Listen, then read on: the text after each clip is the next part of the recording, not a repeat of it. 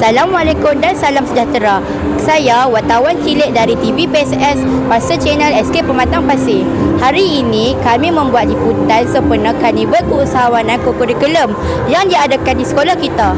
Macam-macam aktiviti menarik disediakan untuk warga sekolah. Jom kita saksikan semuanya.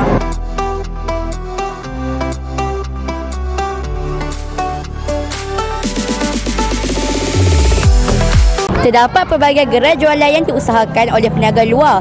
Guru dan dibantu murid-murid seperti makanan, minuman, permainan dan cenderamata kreatif.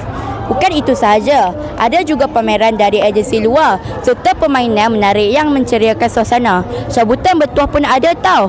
Karnival ini bukan sekadar menyeronokkan, tetapi juga memberi peluang kepada murid-murid untuk belajar tentang semangat, keusahawanan, tanggungjawab dan kerjasama. Memang meriah, ramai ibu bapa turut hadir memberi sokongan kepada anak mereka.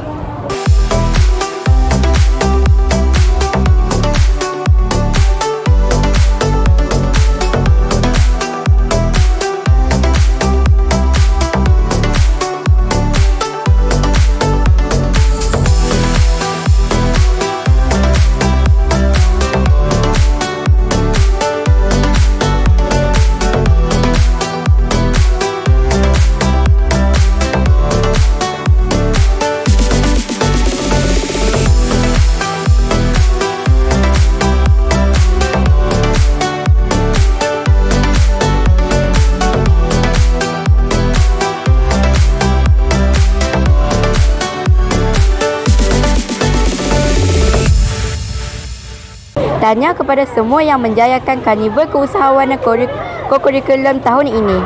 Semoga program seperti ini dapat diteruskan pada masa akan datang. Saya, wartawan Pasal Adam Faris melaporkan untuk TV PSS SK Pematang Pasir. Terima kasih kerana menonton. Jumpa lagi dalam liputan yang seterusnya. Assalamualaikum.